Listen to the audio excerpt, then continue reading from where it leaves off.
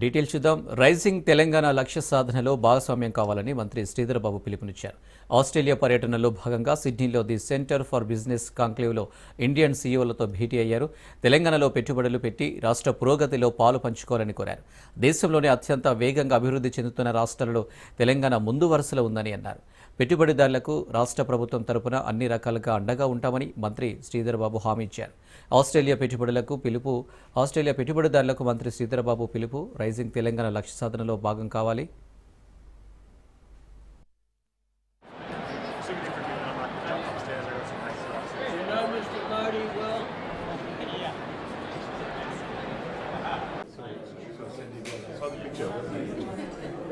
Hi, I'm Gautam Chani.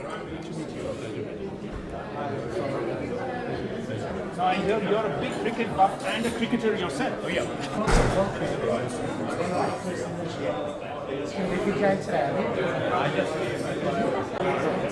We want Virat to go. That's the least we owe. What he's giving. I'm sure he'll get some answers.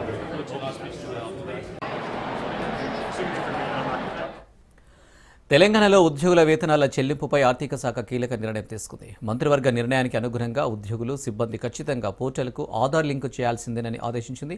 ఈ అర్ధరాత్రి వరకు అందరూ Aadhaar link చేయాలంది, లేదంటే వేతనాలు నిలిచిపోతాయని స్పష్టం చేసింది.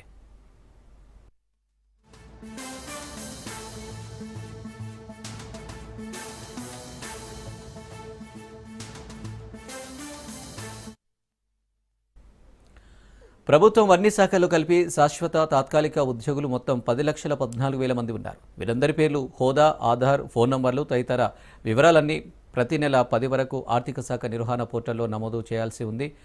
గత నెలలో ఉత్తర్వులు జారీ చేసినప్పటికీ ఈ నెల 16 వరకు సగం మంది వివరాలు ఇంకా నమోదు చేయలేదు. దీంతో వివరాలు ఇవ్వాలని వారి జీతాలు, బిల్లు ఈ నెలలో ఆమోదించేది లేదని ఫైనాన్స్ శాఖ హెచ్చరించింది.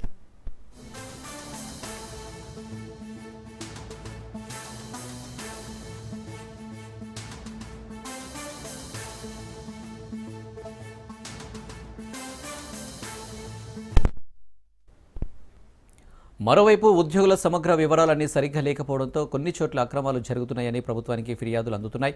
కొన్ని కార్యాలయాల్లో తాత్కాలిక ఉద్యోగులు మానేసినా, అనాధికారికంగా సుదీర్ఘ సెలవుల్లో వెళ్లినా వారి పేర్లతో వేతనాలు డ్రా చేస్తున్నారనే విమర్శలున్నాయి.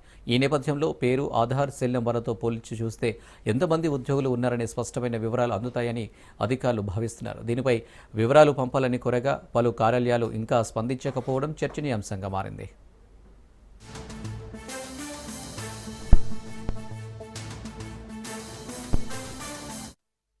దేశవ్యాప్తంగా సర్దార్ వల్లభాయ్ పటేల్ జయంతి ఉత్సవాలను ఘనంగా నిర్వహించాలన్నారు ఎంపీ రఘునందన్ రావు. 150వ జయంతి సందర్భంగా పటేల్ చరిత్రను యువతకు తెలపడం కోసం అక్టోబర్ 31 నుంచి ఉత్సవ కార్యక్రమాలు జరుగుతాయన్నారు. ఇంటర్మీడియట్ నుండి డిగ్రీ, పీజీ కాలేజీలలో వ్యాసరచన, ఉపన్యాస పోటీలను నిర్వహించాలని జిల్లా అధికారులను కోరారు.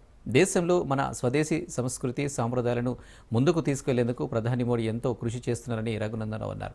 2047 వరకు వికసిత్ భారత్ ఉండాలన్నదే ప్రధాని లక్ష్యమన్నారు.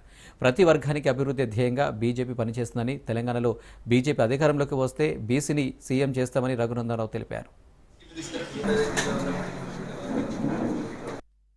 సర్దార్ వల్లభాయ్ పటేల్ గారి 150వ జయంతి సందర్భాన్ని పురస్కరించుకొని దేశవ్యాప్తంగా యూనిటీ స్ట్రెంగ్త్ అనేటువంటి నినాదంతో దేశంలో ఉన్నటువంటి యువతనందరినీ కూడా ఏకం చేయాలని, కాశ్మీర్ నుంచి కన్యాకుమారి వరకు, అటక్ నుంచి కటక్ వరకు దేశవ్యాప్తంగా ఉన్నటువంటి యువతని, దేశాన్ని స్ట్రెంగ్తన్ చేయాల్సినటువంటి అవసరాన్ని గుర్తించి ముందుకు నడపాలనేటువంటి ఒక లక్ష్యంతో భారత ప్రభుత్వం 150వ జయంతి ఉత్సవాలని చాలా గొప్పగా నిర్వహించాలని, దాంట్లో ముఖ్యంగా యువత భాగస్వామ్యం ఉండాలనేటువంటి ఒక లక్ష్యంతో దేశవ్యాప్తంగా ఈ కార్యక్రమాల్ని అన్ని జిల్లా కేంద్రాల లోపల కూడా నిర్వహించాలని నిర్ణయించుకోవడం జరిగింది. సర్దార్ వల్లభాయ్ పటేల్ గారు ఈ దేశం కోసం ఏం చేసినారు, ఈ దేశం ఇంత గొప్పగా అభివృద్ధి కావడానికి వారి సేవలు ఏంటి అనేటువంటి విషయాల్లో భావి తరాలకి విషయాల మీద పూర్తిగా అవగాహన ఉండాలనేటువంటి లక్ష్యంతో చాలా స్పష్టంగా అన్ని కాలేజెస్లో, ఇంటర్మీడియట్, డిగ్రీ, పీజీ కాలేజెస్ అన్నింటి లోపల కూడా డిబేట్లు నిర్వహించడం, మన చిన్నప్పటిలాగా మళ్ళీ వ్యాస రచన పోటీలకు పోవడం, ఉపన్యాస పోటీలు నిర్వహించుకోవడం, దీని ద్వారా పిల్లల్లో సర్దార్ వల్లభాయ్ పటేల్ గారు ఈ దేశ సమైక్యతకి, సమగ్రతకి ఏం చేయాలనేటువంటి విషయంలో ఒక స్పష్టమైనటువంటి విధానాన్ని తీసుకున్నారు. దానివల్లనే ఈరోజు మనం ఇంత గొప్పగా ఎదుగుతున్నాం అనే మెసేజ్ భావి తరాలకి తెలవాలనేటువంటి ఒక మంచి ఉద్దేశంతో న్యాయ వ్యవస్థతోనే దేశంలో ప్రజాస్వామ్యం ఉందన్నారు ఎంఆర్పీఎస్ అధ్యక్షుడు మందకృష్ణ మాదిగ. సుప్రీంకోర్టు సీజే గవాయ్పై దాడి చేసిన న్యాయమూర్తిపై ఇప్పటివరకు సుమోటోగా ఎందుకు చర్యలు తీసుకోలేదో చెప్పాలన్నారు. దాడి చేసిన వ్యక్తిపై చట్టపరమైన చర్యలు తీసుకోవాలని ప్రధాని మోడీకి తెలిపామన్నారు. దళితుడు కావడం వల్లనే తన సొంత రాష్ట్ర మహారాష్ట్రలో ప్రోటోకాల్ పాటించలేదని ఆరోపించారు మందకృష్ణ. నవంబర్ 1 నుంచి హైదరాబాద్, ఢిల్లీలో నిరసన కార్యక్రమాలు చేపడతామన్నారు.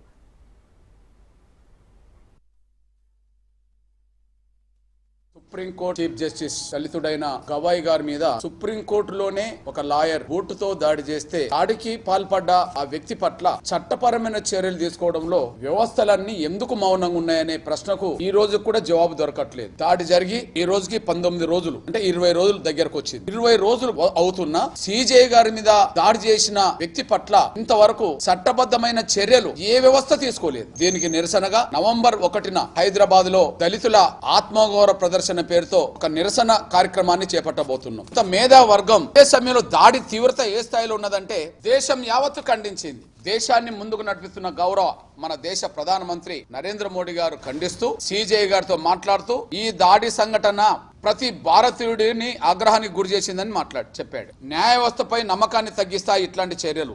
సమాజంలో ఇలాంటి దుర్మార్గం చర్యలకు స్థానం లేదు అని ప్రధాని చెప్పేశారు. శ్రీమతి సోనియా గాంధీ గారు, రాహుల్ గాంధీ గారు, ఖర్గే గారు ప్రతిపక్ష పార్టీకి నేతలు, ప్రధాన నేతలు. ఇది రాజ్యాంగం మీద జరిగిన దాడి అని చెప్పారు. ఇది న్యాయ వ్యవస్థ మీద జరిగిన దాడి అని చెప్పారు. ఇది ప్రజాస్వామ్యం మీద జరిగిన దాడి అని చెప్పారు. ఇది స్పష్టంగా కనిపిస్తున్నది. ఈ దేశంలో ఉండబడే ప్రతి రాజకీయ పార్టీ, ప్రతి రాజకీయ నాయకుడు దాడిని ఖండించారు. దాడిని దేశం మొత్తం ఖండించింది. దేశం మొత్తం ఖండించదగ్గ ఆ దాడి పట్ల చట్టపరమైన చర్యలు ఎందుకు తీసుకోలేదు? మేధావర్గం ఈ దాడిని 3 కోణాల్లో చూసింది. ఇది కులద్వేషానికి నిదర్శనమ దాడి అన్నారు, ఆయన దళితుడు కాబట్టి. ఇది న్యాయ వ్యవస్థ మీద దాడి అన్నారు, 3 రాజ్యాంగం మీద దాడి అన్నారు. సీజే గారు దళితుడు అయినందువల్ల ఆయన సొంత రాష్ట్రానికి వెళ్తే ప్రోటోకాల్ కూడా వర్తింపజేయలే. కానీ ఆయన సొంత రాష్ట్రానికి వెళ్ళినా పట్టించుకోలే. ఒక దళితుడికి మేము ఎందుకు ప్రోటోకాల్ వర్తింపజేయాలనే ఒక భావన ఉన్నట్టే కదా ఈ దాడి. కులద్వేషాన్ని నెల్లూరు జిల్లా ఇందుకూరుపేట మండలంలో ఎమ్మెల్యే ప్రశాంత్ రెడ్డి పర్యటించారు. నిడుముసలి గ్రామంలో పోర్లుకట్టల ప్రాంతాన్ని పరిశీలించిన ఎమ్మెల్యే గ్రామస్తుల సమస్యలను అడిగి తెలుసుకున్నారు. గతంలో పోర్లుకట్టలకు గండ్లు పడి గ్రామాలు నీట మునిగిన పరిస్థితి పునరావృతం కాకుండా చర్యలు తీసుకుంటామని ఎమ్మెల్యే హామీ ఇచ్చారు. పొర్లుకట్లకు మరమ్మతు నిధులు మంజూరు చేసిన రాష్ట్ర ముఖ్యమంత్రి చంద్రబాబుకు ఈ సందర్భంగా ఎమ్మెల్యే కృతజ్ఞతలు తెలిపారు.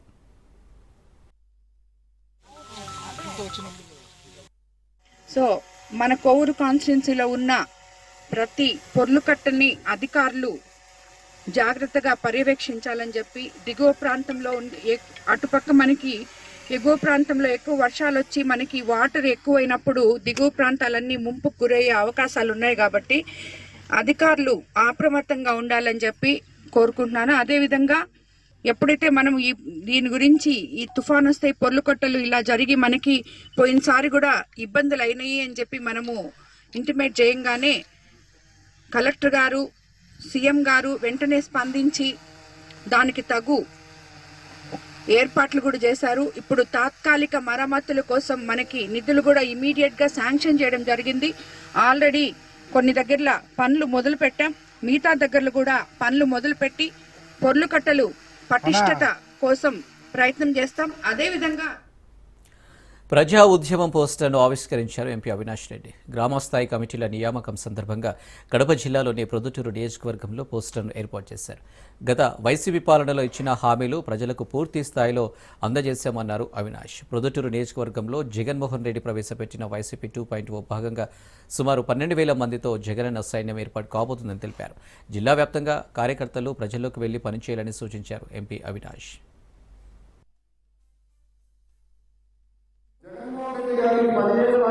అనేక సందర్భాల్లో అనేక మీటింగుల్లో ఒకటే మాట చెప్తా ఉన్నారు.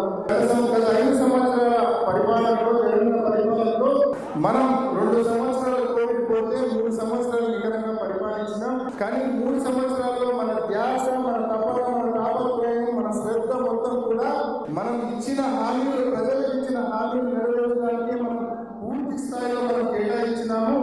ఈ ప్రాసెస్ లో కొంచెం కార్యకర్తలు మనం అనుకున్న స్థాయిలో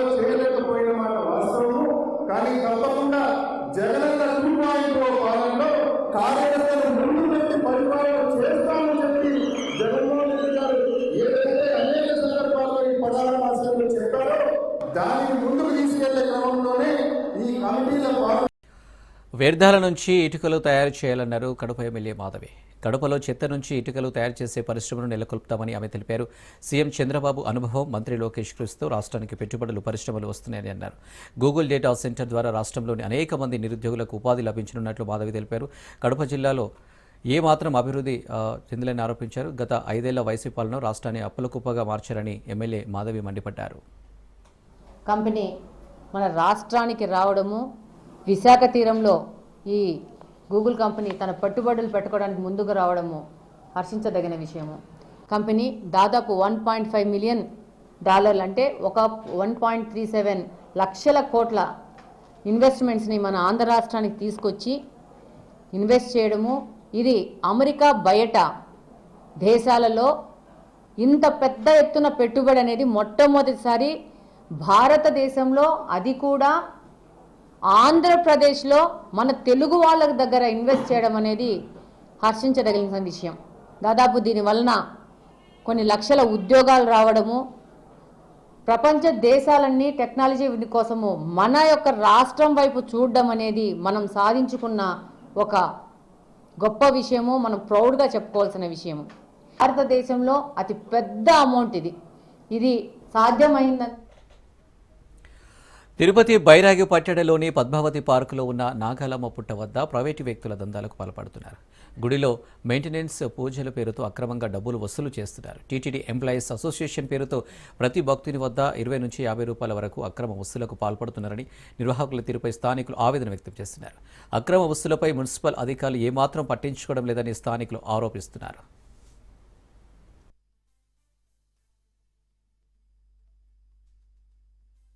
దాని తర్వాత మన వాటర్ లైన్ నుంచి ఓవర్ హెడ్ ట్యాంక్ పార్కులో నుంచి ఆఫీస్ ఒకటి, అక్కడి నుంచి మనం వాటర్ సప్లై చేస్తున్నాం 40 ఏళ్ళ నుంచి ఇక్కడ ఇంటింటికి రైతు లైన్. అదే ఆఫీసు 2017లో నాగాలమ్మ విగ్రహాలు పెట్టాం కాబట్టి అక్కడి నుంచి ఒక 4 ఏళ్ళ ముందు 20 రూపాయలు మెయింటెనెన్స్ ఛార్జెస్ కోసం వసూలు చేస్తున్నాం. అంత తప్పితే దీంట్లో వేరే విధంగా కానీ ఏముండదు. దానికి సపరేట్గా ఆడిటింగ్ ఉంటుంది, రెజల్యూషన్ ఉంటుంది, అజెండాలు అన్నీ ఉంటాయి. కాబట్టి ఇది టీటీడీకి సంబంధించింది. దానికి చైర్మన్ ఉంటాడు, వైస్ చైర్మన్ ఉంటాడు, ట్రెజరరు, జాయింట్ సెక్రటరీ అందరూ ఉంటారు. కాబట్టి ఇది ఒకరు నిర్ణయం ఉండదు కదా, అసోసియేషన్లు అందరూ నిర్ణయిస్తారని అసోసియేషన్ ద్వారానే ఇవి జరుగుతాయి. మనకి రిజిస్ట్రేషన్ కాదు సార్, అది రిజిస్ట్రేషన్ ఆటింగ్ ఉంటుంది. వాటర్ లైన్ వదులుతున్నాము, టీటీడీ అసోసియేషన్ ద్వారా వాటర్ లైన్ వదులుతున్నాము. రోజు వీధులకి 1 అవర్ వాటర్ లైన్ వదులుతున్నాము. అది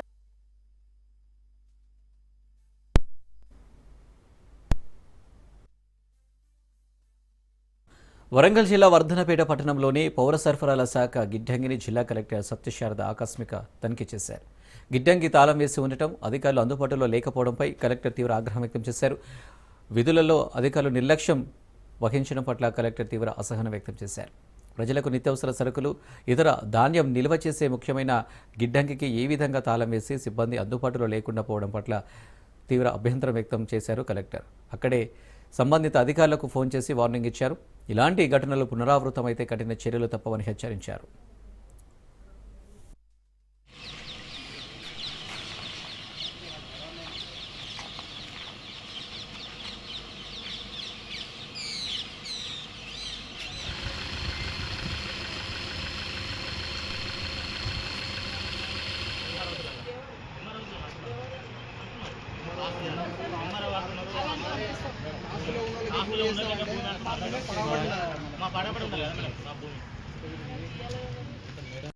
వికారాబాద్ జిల్లా పెద్దమూల్ మండలంలో డ్రోన్లు కలకలం రేపాయి. ఒకేసారి 4 డ్రోన్లు పలుమార్లు గ్రామాలపై రౌండ్లు వేయడంతో ఆయా గ్రామాల ప్రజలు ఆందోళనకు గురయ్యారు. మండలంలోని నర్సాపూర్, రుద్రారం, ఆత్కూర్, ఇందూరు, పెద్దమూల్ తండాల మీదుగా డ్రోన్లు పలుమార్లు చక్కర్లు కొట్టినట్లు తెలిపారు. స్థానికుల నుంచి సమాచారం తెలుసుకున్న పోలీసులు డ్రోన్ల విషయం గురించి ఉన్నతాధికారుల దృష్టికి తీసుకువెళ్లారు.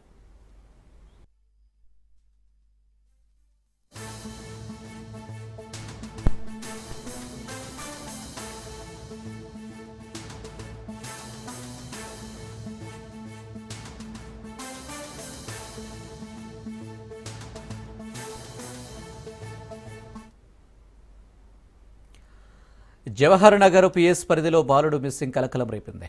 యాప్రాలో నివాసం ఉంచిన దిలీప్ రావల్ తన అన్న కొడుకు హుక్మత్ రావల్ నెల రోజుల క్రితం అదృశ్యమయ్యారు. పోలీసులకు ఫిర్యాదు చేయడంతో లుకౌట్ నోటీసులతో వెంటనే బాలుడి ఆచూకీ కనిపెట్టాలని ప్రదర్శన చేశారు.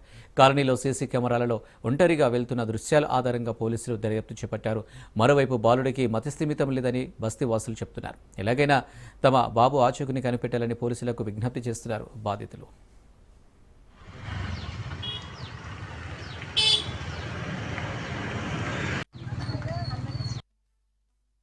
నా పేరు Padmini, SC Morcha social media convener. Hikmat Rawal అనే 14 ఏళ్ళ అబ్బాయి మిస్సింగ్ మన యాప్రాల్ డివిజన్లో. అబ్బాయి కొంచెం మతి సిమితము.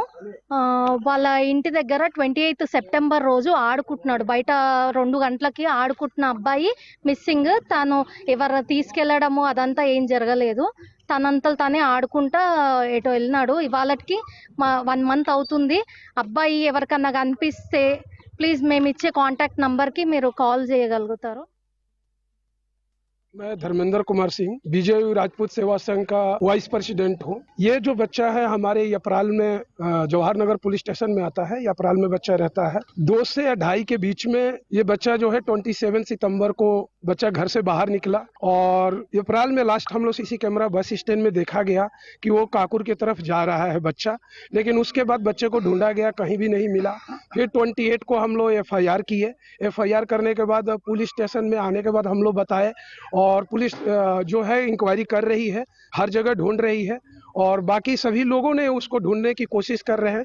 आप सबसे रिक्वेस्ट है कि ये बच्चे को जहां पर भी आप देख रहे हैं, देखने के बाद इस बच्चे को नंबर जो दिया गया है इस नंबर पर कॉल करें। సంగారెడ్డి జిల్లా అమీన్పూర్ మున్సిపల్ పరిధిలోనే పటేల్గూడలోని పంచముఖ ఆంజనేయ స్వామి ఆలయంలో చోరీ జరిగింది. గుర్తు తెలియని వ్యక్తులు స్వామివారికి అలంకరించిన వెండి కిరీటం, అమ్మవారి తాళి, హుండీలోని నగదు చోరీ చేశారు. సీసీ కెమెరాలో రికార్డైన దృశ్యాల ఆధారంగా ఆలయ ప్రధాన అర్చకులు శేషు పోలీసులకు ఫిర్యాదు చేశారు. కేసు నమోదు చేసుకున్న అధికారులు దర్యాప్తు చేస్తున్నారు.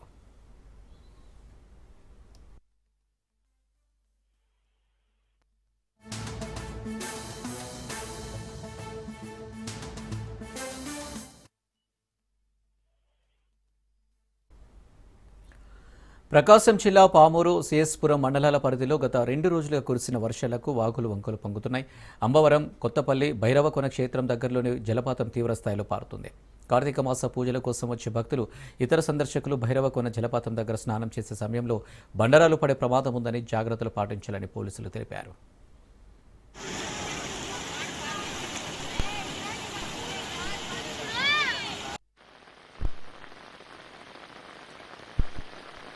సాధారణంగా ఆలయ హుండీలు భక్తులు సమర్పించే కానుకలకు ప్రసిద్ధి. కానీ ఓ గ్రామం మాత్రం హుండీనే బ్యాంకుగా ఉపయోగిస్తుంది. అనకాపల్లి జిల్లా చోడవరం మండలం మైచర్లపాలెం గ్రామస్తులు మాత్రం తమ అవసరాల కోసం ఖర్చు చేయాల్సిన నిధులను గ్రామంలోని రామాలయ హుండీలో భద్రపరుస్తున్నారు. ఈ హుండీనే గ్రామస్తులంతా బ్యాంకుగా ఉపయోగించుకుంటూ గ్రామ అవసరాలను తీర్చుకుంటూ అందరికీ ఆదర్శంగా నిలుస్తున్నారు. హుండీ బ్యాంకు విధానాన్ని ఎన్నో ఏళ్ల నుంచి విజయవంతంగా కొనసాగిస్తున్నారు గ్రామస్తులు. గ్రామానికి చెందిన నగదుతో ఏ పనులు చేయాలనేది తీర్మానించుకుని ఆ దిశగా పనులు చేస్తున్నారు. గ్రామంలోని చేపల చెరువులను లీజుకి ఇవ్వడం ద్వారా 2 లక్షల వరకు ఆదాయం వస్తుందని, అలాగే గొర్రెల మేపడానికి అనుమతుల ద్వారా 10,000 నుంచి 15,000 వరకు వస్తుందని గ్రామస్తులు చెబుతున్నారు. అదేవిధంగా గ్రామ నియమాల ఉల్లంఘించిన వారికి జరిమానాలు విధించి ఆ మొత్తాన్ని కూడా హుండీలో జమ చేస్తారని, వాటినే గ్రామ అవసరాల కోసం ఉపయోగిస్తున్న మైచెల్లపాలెం గ్రామస్తులను పలువురు ప్రశంసిస్తున్నారు. అనకాపల్లి జిల్లా, నేను మైచర్లపాలెం గ్రామంలో వ్యక్తిని, వాస్తవ్యుని. అయితే మా గ్రామానికి చాలా ఉన్నతమైనటువంటి విలువ తీసుకొచ్చింది మా రామాలయం అండి. మా రామాలయంలో మా తాతలు, మా పూర్వీకుల నుంచి ఎప్పటి నుంచో వస్తున్నటువంటి ఒక ఆచారం ఏంటంటే, గొప్ప ఆచారం ఏంటంటే ఈ గ్రామానికి మా ఉండి అండి. ఈ ఉండి తరతరాల నుంచి కూడా ఈ గ్రామంలో ఉన్నటువంటి ప్రజలందరూ కూడా దైవంగా భావిస్తారు. ఎందుకంటే దీనికి సంబంధించినటువంటి ఉండికి సంబంధించినటువంటి ఏదైతే డబ్బులు వస్తాయో మాకు ఈ ఉండికి సంబంధించి చాలా ఆదాయం వస్తుంది. ఎలాగంటే మా ఊర్లో ఒక 5-6 చెరువులు ఉన్నాయి. ఆ చెరువుల నుంచి కానీ మరి అదే రకంగా ఏలూరు జిల్లా ద్వారక తిరుమలలో నాగుల చవితి పూజలు ఘనంగా జరిగాయి. ద్వారక తిరుమలలోని శ్రీ సుబ్రహ్మణ్యేశ్వర స్వామి ఆలయం మరియు ఆశ్రమం వీధిలో పుట్ట వద్ద ఘనంగా నాగుల చవితి పూజలు నిర్వహించారు. తెల్లవారుజాము నుంచి మహిళలు అత్యంత భక్తి శ్రద్ధలతో పుట్టలో పాలుపోసి తమ మొక్కులు చెల్లించుకుంటున్నారు. అదేవిధంగా శేషాచల కొండపై పుట్ట వద్ద విశేషంగా పూజలు నిర్వహిస్తున్నారు భక్తులు. అల్లూరు జిల్లా వ్యాప్తంగా నాగుల చవితి వేడుకలు ఘనంగా జరుగుతున్నాయి. తెల్లవారుజాము నుంచి భక్తులు కుటుంబ సమేతంగా ఆయా గ్రామాల పొలిమేర సమీపాల్లో ఉన్న పుట్టల వద్ద ప్రత్యేక పూజలు చేస్తున్నారు. పాలు, గుడ్లు, నైవేద్యాలు సమర్పించి మొక్కులు చెల్లించుకుంటున్నారు భక్తులు. కార్తీక మాసంలో వచ్చే మొదటి చవితిని నాగదేవతలకు పూజలు చేయటం ఆనవాయితీగా వస్తుంది.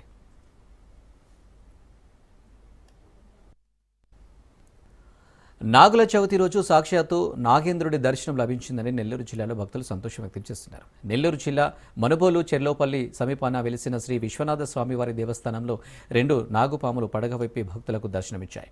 ఒక పాము శ్వేతనాగు రూపంలో కనిపించిన భక్తులను ఆనందింపజేసింది. శివలింగం పక్కన పాములు దర్శనమివ్వడం సామాజిక మాధ్యమాల్లో చక్కర్లు కొడుతున్నాయి.